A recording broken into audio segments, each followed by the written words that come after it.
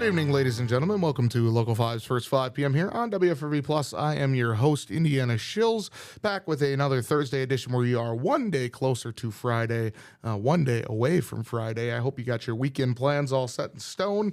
If not, you better get on it because weekend's right around the corner, guys. So we're going to go ahead and bring in our WFRV reporter, Blake Bortz. Oh, here. Hey. How we doing today, Blake? You know, I was written off yesterday's episode, but I'm back. Well, we needed a little variety. You can't get wrong with the old Blake and Indy show here. McKenna's great too, you know. Oh yeah, no doubt. Let's call it how it is here. She's assistant news director for a reason, and she is very busy today, so yes. She could not be on the show today. No Ed Walters the last couple days, so she assumes the role of Ed Walters, and Ed Walters has a tough job sometimes. Good news is Ed's back tomorrow. Ed's back tomorrow, which means McKenna can relax a little bit. Not really. We have a busy court day tomorrow. Well, busy court day tomorrow. I'm not here tomorrow. Why? What are you doing? I'm off.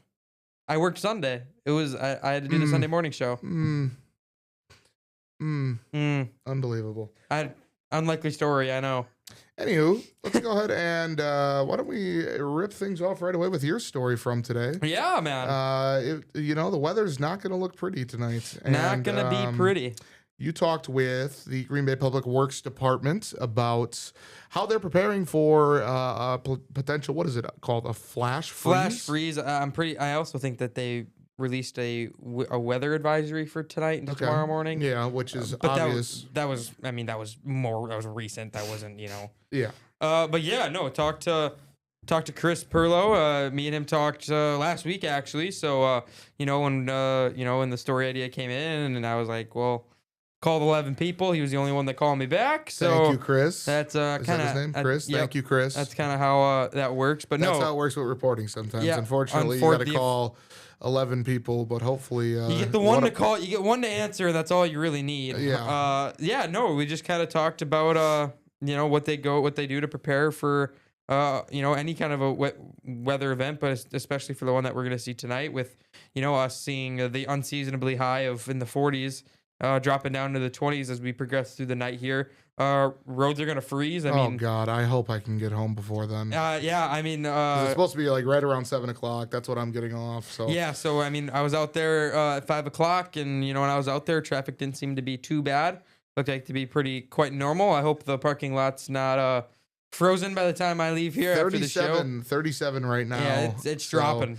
Yeah, we're getting close to freezing, and there's going to be a lot of stuff on the road that you need to be wary about. Black ice, And that's why the salt trucks. There's 17. If you didn't know, here's your fun fact: 17 are in the fleet for the city of Green Bay, and they've been working hard today. All 17 are going to be deployed. So. All right. Well, let's go ahead and play your reporter package I ran in our 4 p.m. show. All right. Thanks, Ryan. And as he mentioned, temperatures are expected to drop as we progress through the night, bringing unexpected travel conditions during your evening commute. Local 5's Blake Bortz shares what drivers should expect. The city of Green Bay will have more than a dozen salt trucks out on the roads Thursday night to help with overnight travel as temperatures dip to below freezing. A typical spreading operation, we could use less than a full spreader. We could use more. It depends on how long the duration is and what the temperatures are. There's so many variables in a winter storm condition. Crews are working to avoid serious situations like black ice or frozen over roads that could lead to dangerous driving conditions. Any public works, whether it's state, county, or municipal, they're going to try to apply salt or sand or whatever they're going to use to avoid that situation. Their focus is getting to the 130 miles of arterial roads in Green Bay due to the high volume of drivers they see. We're going to be on all 130 miles of our arterial streets, taking care of them, making sure there's no accumulation of snow and no ice buildup, because that's where most of the people drive. When conditions are right for a possible flash freeze, Perlow says drivers need to slow down and be mindful of the trucks salting the roads. Don't tailgate the trucks, give them some space to do their work, and adjust your driving conditions. It's winter in Wisconsin. You got to slow down. We can't drive like we do in the summertime when the roads are dry and it's 80 degrees outside. In Green Bay, Blake Bortz, Local 5 News.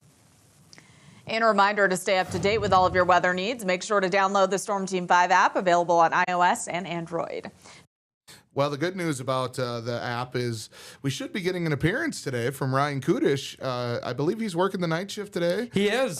Which typically means he will storm on in here and he'll kind of say what's up. So I do have everything planned out for us already for Kudish to show up. I will say Ryan did just send an email that the National Weather Service is already hearing about slippery roads. Already, man? So it's got to be more west though, right? Let me pull up the handy dandy email that the great Ryan Kudish. It's got to be west because that's where the cold front is. Okay, fifth meteorologist. Yeah, that's true. Remember, I was on TV yesterday during. Yeah, you were. Ryan's weather report. Yeah, he passed along in Marathon and Northern Wood counties. Okay, so that's northwest-ish. So the North Woods, yeah. Northwest. Northwest Woods. Northwest Woods. Northwest of our viewing area. Let's put it that way. It'll be easier that way. Yeah. All right. You want to go ahead and start us off with some good news before I run us into the ground with some bad news? Yeah. I mean, we're gonna first start off. It's my Grandpa Mike's 75th birthday today. Happy birthday, Grandpa Mike. We appreciate you. I don't know if he's watching. Probably not. Probably big not. Shout out to Grandpa Mike, regardless. Yeah. So we're celebrating his birthday tomorrow. All right. Cool. So very excited. Good stuff. Very excited for that. So I'm gonna talk about the other Dayside reporter we had today. Okay. Local 5's Daniel Schuster was talking Packers-Bears.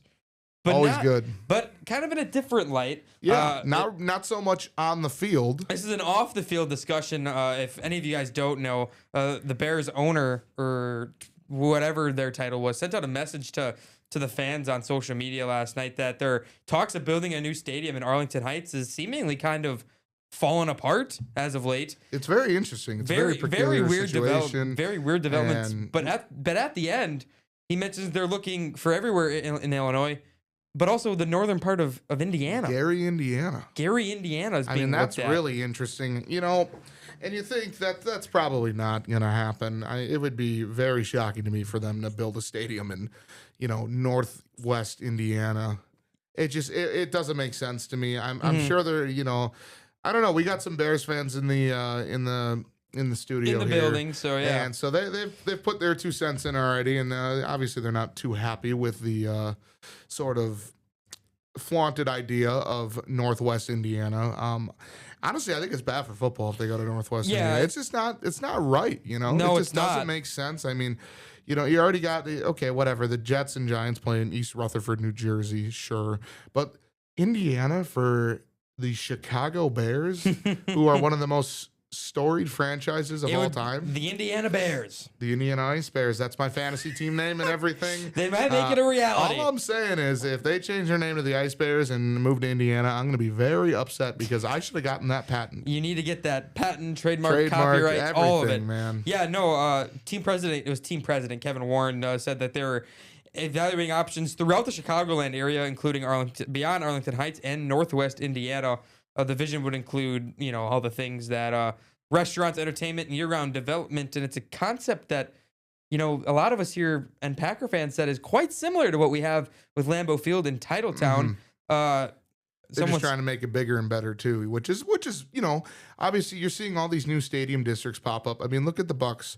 They completely revitalized their whole Pfizer Forum, that Milwaukee whole thing down Bucks, there. the Deer District. It's beautiful down there. It's awesome. I mean, and it's really cool to see a lot of sports teams trying to start taking this angle into building up the whole surrounding area. So there's bars, there's restaurants, there's all sorts of good things kind of to be able to enjoy pregame, postgame, during the game. It's just a good atmosphere and place to be. So. Yeah, they've been doing. I mean, a lot of places have been doing that. One person that Daniel talked to said, "My first thought is then they wouldn't be the Chicago Bears. They aren't in Chicago." Right. It's a little weird. It's just weird. It is very interesting to see. But Daniel's package run at 5 or 6? 6 o'clock. All right. I just want to say he did talk to a Bears fan while he was there. Oh no. And said exactly they belong. All I'm gonna say is he said they belong in Chicago, and that's how I don't disagree. I don't disagree. As much as I do dislike the Bears, they belong in Chicago. They it do. Wouldn't be the same rivalry. It wouldn't be. But who could move out?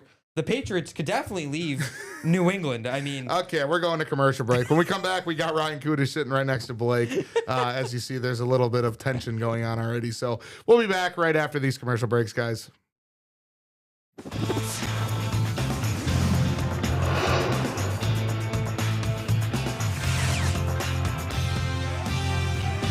Welcome back to Local 5's First 5 p.m. here on WFRV Plus. I am joined by Local 5, Storm Team 5, whatever you want to call him, meteorologist Ryan Kudish. Before we get into the weather, I need to address something. It's good to have you back on the show, but I'm very, very disappointed in you still. And I think you know why. Because on Sunday, somebody happened to say, wow, the 1, 5, 6, and 7 seeds are going to win. Who was the 7 seed? I was the 7 seed. Who was the 1 seed out of those 4 teams to not win? It was me. You.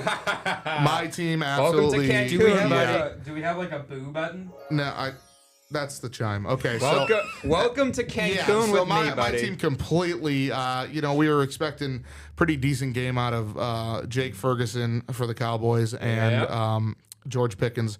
Both of them did squats, and then unfortunately, gave you a little Busta-Rooski. Yeah, Luke Sampe moves on, and now I'm taking on Judd in whatever game I'm playing. I think for 5th place. I'm playing for second to last. Yeah. Yeah. So anywho, Ryan, what do we got going on right now? We just talked a little bit with Blake about how tonight's going to be kind of an ugly night in Northeast Wisconsin, especially with that cold front moving in and the roads freezing. Look at you talking about cold fronts and freezing. I interrupted your performance. You realize he was the 5th. He is the 5th There's meteorologist. a reason for this. Yeah, exactly. There's a reason he's on the email. Yeah, there's an email. There's a reason why you are on our email. But right now we have some snow showers actually just pushed over Highway 29. So now it's cleared Highway 29, but heading towards Neopit, Menominee, Green Valley, up towards southern Oconto County, exiting out of eastern Shawano County. So we got some snow showers currently, but for the most part, things are looking pretty quiet. But it looks like that snow was actually a little heavy in a few isolated spots earlier. So that's something we're watching here. But we do have a winter weather advisory that goes into effect actually at the top of the hour through Friday. I talked about this. Yeah, through Friday morning at 6 o'clock. And what's interesting is they went ahead and issued that because not all the time that these winter weather advisories go into effect for snow. This is because of the flash freeze we're likely to see tonight.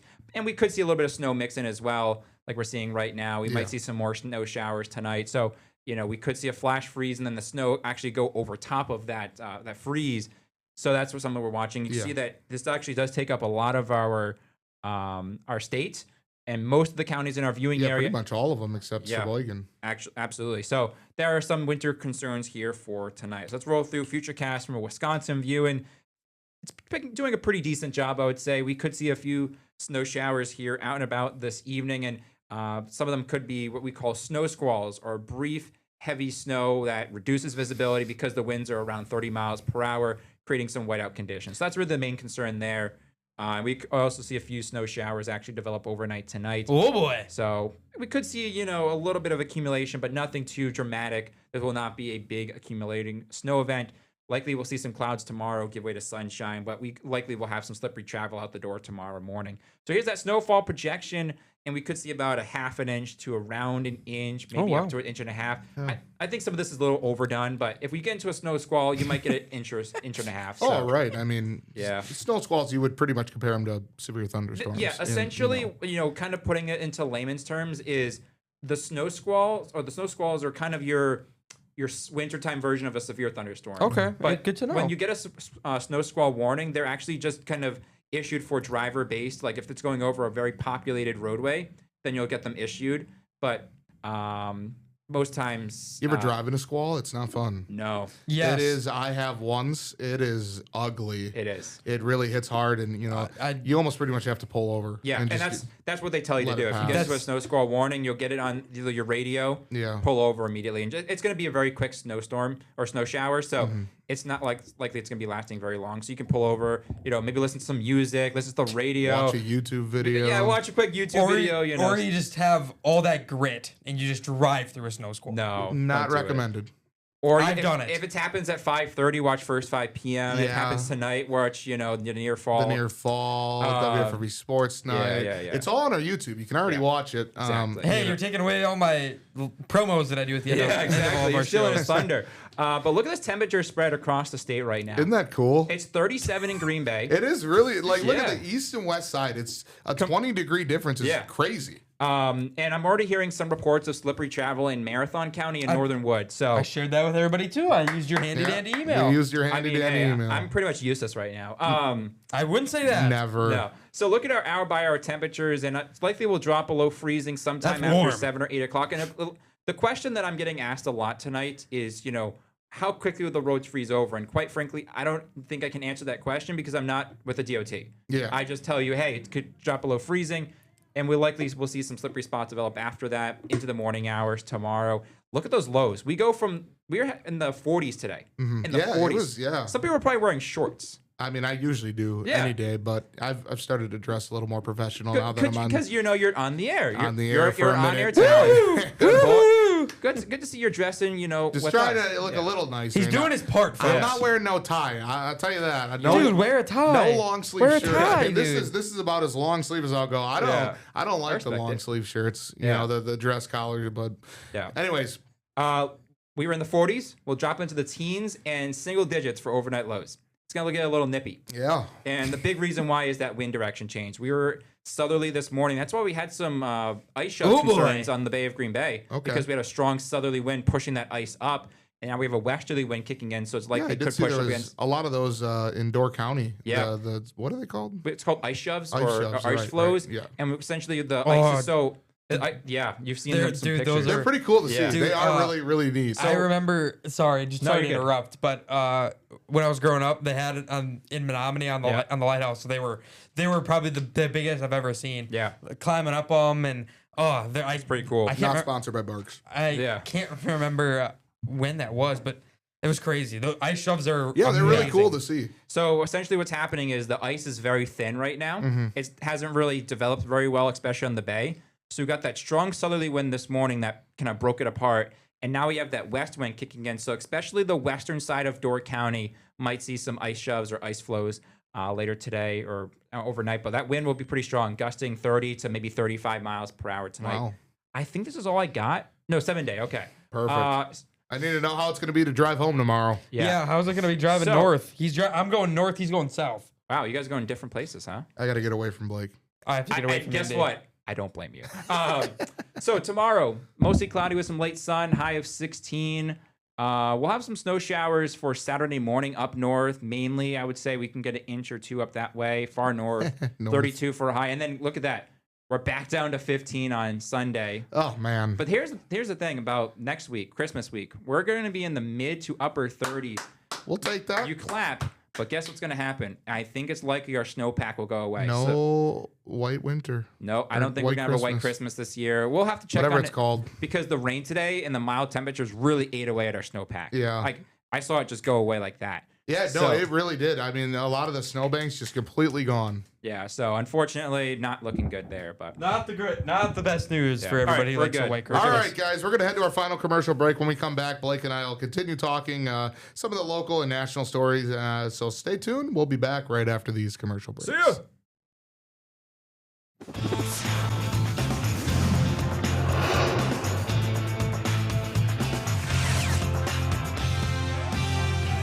Welcome back to Local 5's first 5 p.m. here on WFRV Plus. I am joined by Blake Bortz. Woo! Thank you, Ryan, so much for the in-depth weather report. We don't have to take his on-air stuff. We got him here today, which We is got him to very nice. do some things you might not hear.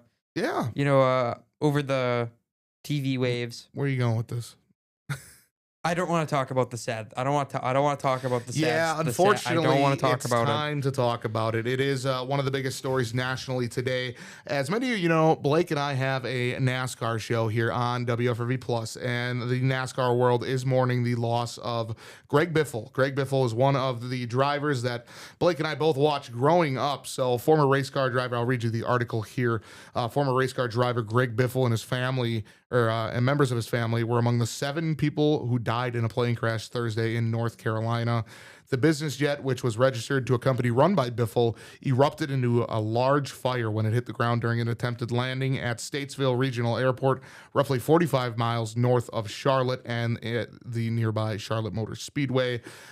It was just a devastating scene. I mean, the Did plane not was, look good. Did not look good at all. it was a tough thing to watch on social media. There's no video of the plane actually crashing, just being on fire. I'm sure we unfortunately probably will. Yeah, well, so anywho, a Facebook post from the Statesville Regional Airport had earlier confirmed the crash of an aircraft that was attempting to land around 10:15 a.m. Flight data shows the plane had taken off from the same airport about 5 minutes earlier. Next Star's WJZY reported. Let's go, just looking at some quotes here. The Iredell County Sheriff's Office is assisting with the investigation alongside the North Carolina State Highway Patrol. A representative from the Federal Aviation Administration told Nexstar that the FAA and the National Transportation Safety Board will be investigating. The plane that crashed was reported to be a Cessna Citation, according to FAA paperwork. Flight tracking data indicates the Cessna was bound for Sarasota, Florida. Now, the official website of the Statesville Airport also states that the facility provides corporate aviation facilities for Fortune 500 companies and several NASCAR teams. For those of you who don't know, NASCAR is pretty much based in North Carolina, Charlotte area. The Statesville Airport is closed until further notice. The cause of the crash is unknown. So Biffle, known to fans as the Biff, the Boof, the Biff. That's his nickname, the Biff. He began his racing career on short tracks in the Pacific Northwest, according to his biography at Roush Racing. His talents took him to NASCAR in the mid-90s, where he promptly made a name for himself during the 1995 NASCAR Winter Heat Series. He was later named a Rookie of the Year in the Craftsman Truck Series and O'Reilly Auto Parts Series in 1998 and 2001, respectively. Most recently, Biffle was announced as one of the NASCAR's nominees for the 2025 Hall of Fame class, though he was ultimately not selected. He was, however, inducted into the North Carolina Auto Racing Hall of Fame in 2025. NASCAR currently considers Biffle to be one of the 75 greatest drivers in its history. Biffle, who was 55, also piloted helicopter missions during Hurricane Helene. He was known for a lot of his humanitarian stuff, helping bring supplies to victims and evacuate families from some of the hardest hit areas. He also announced earlier this year that he was coordinating efforts to transport resources to victims of Hurricane Melissa in Jamaica. Motorsport.com reported. NASCAR had a statement out, and just a little piece of the statement said, "Our thoughts and deepest condolences goes out to Greg's entire family, friends, and all who were touched by his life."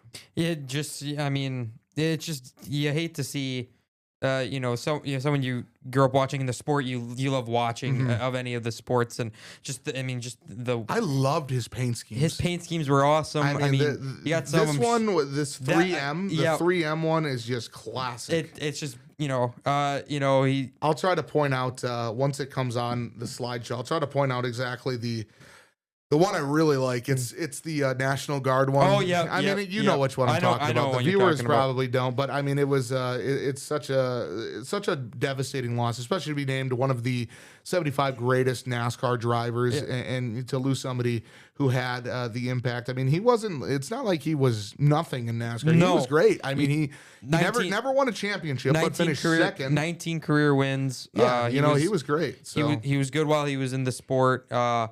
There's him with Cletus McFarland earlier this year. Him and Cletus had developed a pretty good friendship. A little older, younger driver trying to mentor him into some of the stuff that he knew growing up, trying to steer him right and stuff like that. But yeah, I mean, just a incredible loss, and not only him, but his entire family. I mean, his wife, his two kids, younger kids. It's just. It really breaks your heart. It's tragic. There's no other way to put it. Yeah, a young family. You could say with.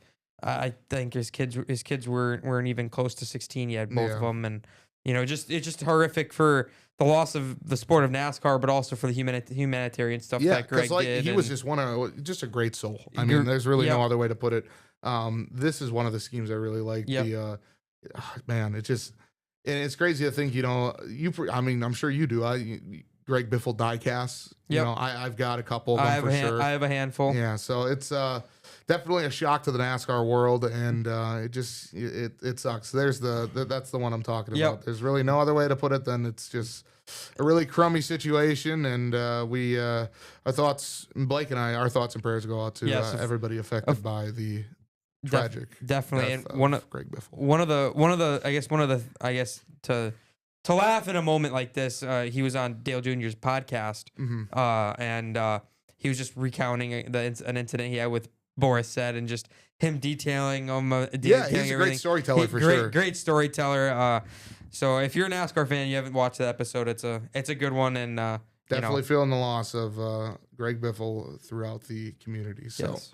All right, Blake, you want to take us home with one good story? Yeah, let me. I pulled up Racing Reference. Let me go here. Good thing I have the website. Nice, handy dandy right here. I could quickly talk about just real quick. There was a couple court cases.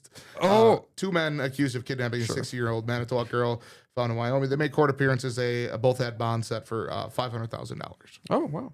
Okay.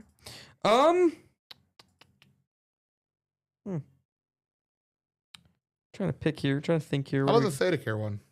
I wrote that one earlier. There's Joey Logano in the booth.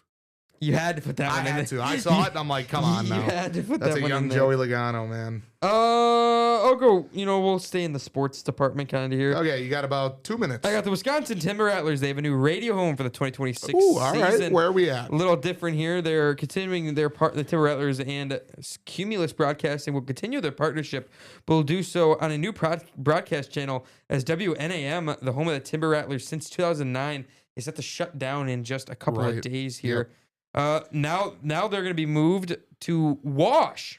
WASH. W-A-S-H. WOSH. They'll also be available. Whoosh. Whoosh. Whoosh. Oh. Whoosh.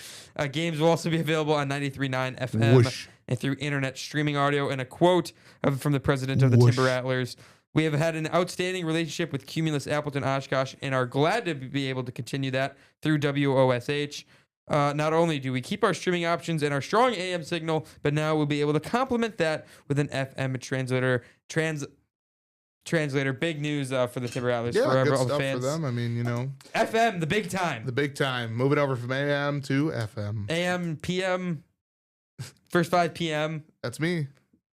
We're the big time. Big time, baby. For those of you who haven't checked out, Blake recorded Coast to Coast today. I did. I think that airs. Blake and Stephen Walker were able to break down some of the stories from this week. That is going to air, I believe, Saturday. No. It's on YouTube right now if you want to watch it.